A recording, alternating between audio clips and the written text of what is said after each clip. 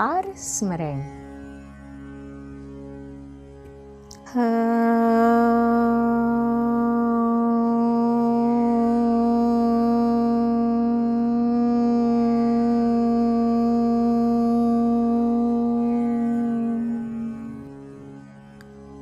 दोस्तों, आइए आज एक बढ़िया सी प्रेरणादायी कथा सुनते हैं। कथा का शीर्षक है अप्पा शरणम गच्छामि। एक बार मगध सम्राट श्रृणिक वन विहार के लिए निकले। रास्ते में उन्होंने देखा एकांत में एक शिलाखंड पर वृक्ष के नीचे एक योगी विराजमान है। सुकुमार रूप सौंदर्य के धनी उस युवा योगी को देखकर सम्राट चकित रह गए। सोचने लगे, यह कौन है? जवानी में योग क्यों धारण किया है? क्या यह मर्त्य लोक का प्राणी है या स्वर्ग से कोई देवता धरा पर उतर आया है? लगता है जीवन से निराश होकर यह एकांत साधना कर रहा है। यह सब सोचते सोचते वह उसके सामने जाकर खड़े हो गए। तभी योगी की ध्यान मुद्रा टूटी। सम्राट ने अपनी जिज्ञासा प्रकट करते हुए कहा, योगीराज, आपकी यह उम्र भोग भोगने की है, पर आपने यह रास्ता कैसे चुन लिया? क्या आप अकेले हैं? अनाथ हैं?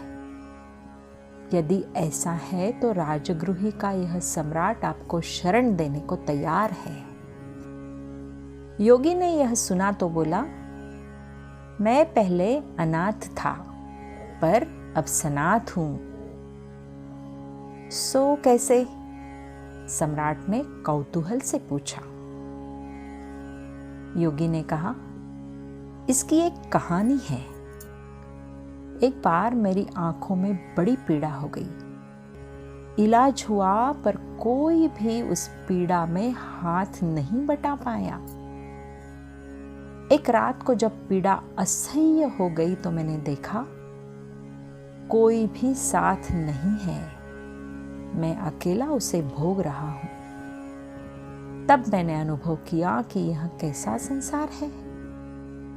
जैसे जैसे मेरा चिंतन गहरा होता गया, मेरी दृष्टि अंतर्मुखी होती गई। इस जीवन का क्या भरोसा? कौन जाने यह रात अंतिम रात हो। मैंने संकल्प किया कि यह रात बीत गई तो प्रभात होते ही मैं जीवन की नई राह ग्रहण करूंगा। यह विचार आते ही मुझे नींद आ गई। खूब सोया। सवेरे पत्नी ने जगाया। आंखों को आराम था। मैं अपने को स्वस्थ पा रहा था। घर के लोग मुझे देखकर प्रसन्न थे, पर मैं सबको देखकर गंभीर होता जा रहा था। मैंने उठकर अपना संकल्प सबको बताया। अप्पा शरणम गच्छामि। सूर्य की पहली किरण के साथ मैंने घर बार त्याग दिया। वन की राह पकड़ ली। अपना नाथ स्वयं बनने की दिशा में मेरी यात्रा आरंभ हो गई। राजन, जो स्वयं अनाथ हो वह दूसरे को क्या शरण दे सकता है?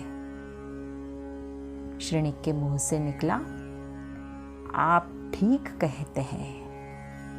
आप मुझे अपनी शरण प्रदान करें। पर योगीराज थे कि फिर ध्यान मुद्रा में लीन हो गए।